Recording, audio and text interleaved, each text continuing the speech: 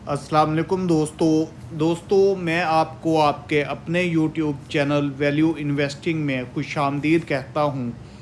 दोस्तों आज हम इस वीडियो में पाकिस्तान ऑयल फील्ड पीओएल के फिनंशियल रिजल्ट्स 2024 को रिव्यू करेंगे, उनका जायज़ा लेंगे और पीओएल ने अपनी डिविडेंड पॉलिसी के मुताबिक इस साल भी एक अच्छा डिविडेंड देने की रवायत को बरकरार रखा।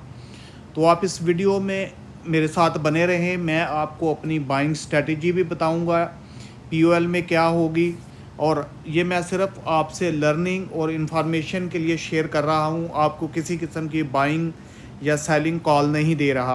तो हम वीडियो में आगे बढ़ते हैं। दोस्तों सबसे पहले मैं आपको ये बताऊं कि ये मैंने पीओएल का मंथली का चार्ट ओपन किया हुआ है। तो यहाँ पे आज की तारीख में आज देख सकते हैं कि आप पीओएल 600 तकरीबन ₹1 पे बंद हुआ 2 सितंबर 2024 को। और अगर आप देखें ये मंथली चार्ट के ऊपर, तो ये अपने ऑलमोस्ट ऑल टाइम हाई के ऊपर दोबारा ट्रेड कर रहा है।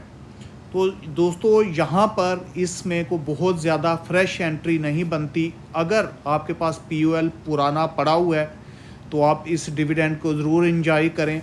अदरवाइज़ आप इसमें अपनी इस्तात के मुताबिक छोटी मोटी एंट्री तो ले सकते हैं, कोई 20% 30% तक, लेकिन मैं आपको इस लेवल के ऊपर ज़्यादा बड़ी एंट्री पीओएल में स्पेसिफिकली डिविडेंड के पॉइंट ऑफ व्यू से आपको रिकमेंड नहीं करूँगा, क्योंकि जब इसने एक्स होना है तो इसने काफ़ी नीचे आ जाना है, तो आपकी काफ़ी बड़ी अमाउंट इसमें स्टक हो जाएगी। तो मैक्सिमम मुझे दोस्तों ऐसा लगता है कि ये कोई 625-30 तक जाएगा, फिर उसके बाद एक्स हो जाएगा। तो हम एक दफ़ा रिज़ल्ट्स को भी रिव्यू कर लेते हैं। तो पीओएल ने ₹70 डिविडेंड दिया है year and financial year and पे, ₹25 पहले भी दे चुका है। तो हम इस तरह कह सकते हैं कि कंप्लीट ईयर 2024 में पीओएल ने अपने इन्वेस्टर्स को ₹95 डिविडेंड दिया।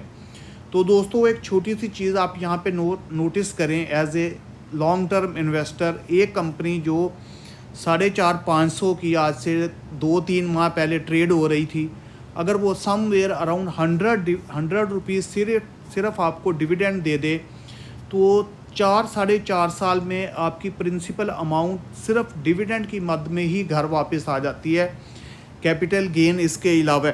आगे चल के मैं आपको चार्ट पे भी दिखाऊंगा, इसमें एक अच्छी खासी प्राइस एप्रिसिएशन भी होती है। तो एनीवे ₹70 इसने डिविडेंड दिया है। तो यहाँ पे हम बुक क्लोजर डेट देख लेते हैं। The above entitlement will be paid to the share holders whose name will appear in register of the members on 7 October. तो दोस्तों 5 अक्टूबर से पहले 7 अक्टूबर से 2 वर्किंग डे पहले 5 अक्टूबर को, या आप कैलेंडर देख लीजिएगा, अगर दरमियान में छुट्टी नहीं आ रही तो 7 अक्टूबर से 2 वर्किंग डे पहले आपने पीओएल कम से कम से लेना है। आप किसी भी टाइम ले सकते हैं, अब से लेके 5 अक्टूबर तक you will be eligible for this dividend. लेकिन 5 अक्टूबर से पहले आपने लाजमी लेना है, then you will be eligible for this ₹70 dividend. तो इसके अलावा कोई ऐसा प्राइस सेंसिटिव इन्फॉर्मेशन है उन्होंने शेयर नहीं की। हम डायरेक्ट बढ़ते हैं कंपनी के फिनंशियल रिजल्ट्स की तरफ। तो आप ये देखें कि ज़्यादा मैं बहुत ज़्यादा डिटेल में नहीं जाऊंगा। 2023 में कंपनी की सेल ₹65 अरब की थी, जो कि 2024 में बढ़कर ₹70 अरब पे चली गई है। मैं राउंड फिगर्स आपसे बात कर रहा हूँ। इसी तरह ग्रॉस प्रॉफिट मार्जिन भी ₹41 अरब से ₹45 अरब पे चले गए हैं। तो अगर हम बॉटम लाइन को देखें तो 2023 में कंपनी की अर्निंग ₹128 थी, जो कि 2024 में बढ़ के ₹138 तकरीबन आई है, और ये 138 ऑल टाइम हाई है। आप ये देखें पीओएल एससीएस की साइट, जिसको मैं हमेशा एनालिसिस के लिए यूज़ करता हूँ, फंडामेंटल एनालिसिस के लिए। तो यहाँ पे आप देख सकते हैं कि ये पीओएल की ऑल टाइम हाई अर्निंग है, और ना सिर्फ ये ऑल टाइम हाई अर्निंग है, इसके साथ साथ इसकी डिविडेंड भी ये ऑल टाइम हाई है। कंपनी की बुक वैल्यू, यहाँ से आप देख सकते हैं कि कंपनी की बुक वैल्यू में भी एक अच्छी खासी ग्रोथ है, और ये डिविडेंड भी ऑल टाइम हाई है।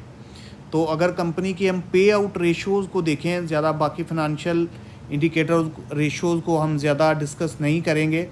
अगर पे आउट रेशो भी देखी जाए तो PUL की पे आउट रेशो भी समवेयर 70% है, जो कि एक अच्छी पे आउट रेशो कंसीडर की जा सकती है। इसके साथ साथ कंपनी में ग्रोथ भी है, उसकी बुक वैल्यू भी बढ़ रही है, EPS भी बढ़ रही है, dividend history, dividend paying capacity भी बढ़ रही है।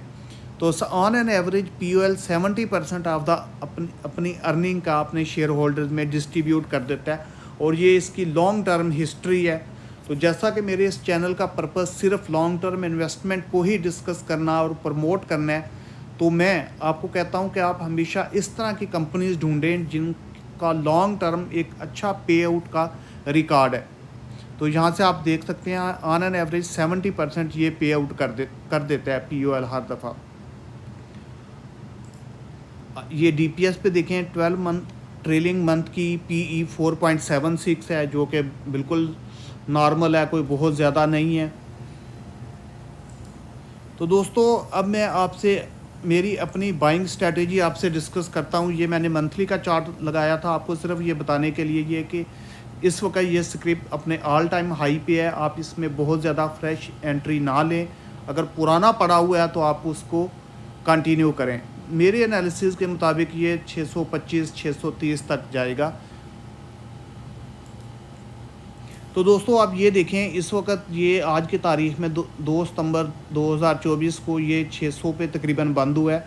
तो जिस दिन 70 रुपये एक्स होगा तो ये 530 समवेयर इस रेंज में आ जाएगा यहाँ पे ये दोस्तों। तो यहाँ पे आप इसको मॉनिटर करें 620 के लगभग, 520 के लगभग यहाँ पे आप इसको मॉनिटर करें। और जैसे ये नीचे आता है, जैसे ये एक्स होने के डिविडेंड एक्स होने के बाद नीचे आता है, तो आप इसको मॉनिटर करते रहें। जब ये अपवर्ड चलना शुरू हो तो फिर आप इसमें एंट्री लें। मैं आपको अपनी बाइंग स्ट्रेटजी बताता हूं दोस्तों। ये PUL मेरे पास पड़ा हुआ है, आप मेरी यकीन करें स्टेटमेंट पे। तो मैंने जब ये एक्स हुआ तो मैंने इसकी प्राइस मूवमेंट देखी तो 60 रुपये एक्स हुआ था, ये अक्टूबर 2023 में। तो ये कुछ दिन नीचे आया, उसके बाद ये अपवर्ड इसने मूवमेंट शुरू कर दी। तो फिर मैंने इससे आहिस्ता आहिस्ता अकामुलेट करना शुरू किया, जो कि मेरे पास अभी भी पड़ा हुआ है। तो स्टॉक के बारे में हमेशा ये कहा जाता है कि ये जो गैप बनता है प्राइस एक्शन कैंडल्स के दरमियान, हर स्क्रिप्ट अपने इस गैप को ज़रूर फिल करता है। तो ये यहाँ पे 60 रुपीज़ का गैप था, जो कि PUL ने फिल किया बड़ी अच्छी तरह। इसी तरह ही करंट रिज़ल्ट के मुताबिक ये गैप 70 रुपीज़ बनेगा यहाँ पे समवेयर। जब ये एक्स होगा तो ये यहाँ पे खुलेगा 520 के लगभग समवेयर। तो ये एक अच्छा खासा गैप बन जाएगा दोस्तों यहाँ पे। तो फिर आप इसकी मूवमेंट को देखते हुए फिर आप इसको आहिस्ता आहिस्ता अकामुलेट करना शुरू करें। सेकंड, ये साल में हमेशा इसकी रवायत है, PUL 2 दफ़ा डिविडेंड देता है। एक दफ़ा ये ईयरली रिजल्ट्स में देता है और एक दफ़ा हाफ़ ईयरली देता है, जो कि अब ये दिसंबर के क्वार्टर के बाद देगा समवेयर फरवरी मार्च में। वो अमाउंट इतनी ज़्यादा नहीं होती, वो समवेयर अगर इस दफ़ा इसने 70 रुपीज़ दिया है तो वो 30, लास्ट टाइम 25 दिया था। कमिंग फरवरी मार्च में ये 30, 25, 30 इसके लगभग देगा। तो दोस्तों ये मेरी बाइंग स्ट्रेटजी है PUL में। मैं एक दफ़ा आपको रिवाइज़ करवा देता हूँ कि आप इसको अच्छी तरह समझ जाएं। अब PUL में एंट्री ना लें या थोड़ी सी ले लें अपने 20 से 30% का। उसके बाद जब ये एक्स हो के इसी तरह ही जब ये नीचे आएगा 520 के लगभग, तो फिर आप इसकी मूवमेंट को देखते हुए आप इसमें एंट्री लें। तो आपको एक अच्छा कैपिटल गेन भी मिलेगा और प्लस आपको डिविडेंड भी अच्छा देगा, क्योंकि इसकी एक अच्छे डिविडेंड देने की हिस्ट्री है। तो दोस्तों ये मैं सिर्फ आपसे अपनी लर्निंग और इन्फॉर्मेशन शेयर कर रहा हूँ, आपको कोई बाइंग सेलिंग कॉल नहीं दे रहा। आप मेरे इस चैनल को लाइक करें, शेयर करें, सब्सक्राइब करें। जैसा कि मैं पहले भी काफ़ी दफ़ा कह चुका हूँ कि मेरे चैनल पे 70% ट्रैफिक अनसब्सक्राइब्ड है, और मेरा ये इंशाल्लाह मिशन है कि मैं अपने इस चैनल की अर्निंग के 50% को एजुकेशन के लिए चैरिटी करूँगा। तो आप इस काज में मेरा साथ दें और मेरे चैनल को लाइक करें, शेयर करें, सब्सक्राइब करें।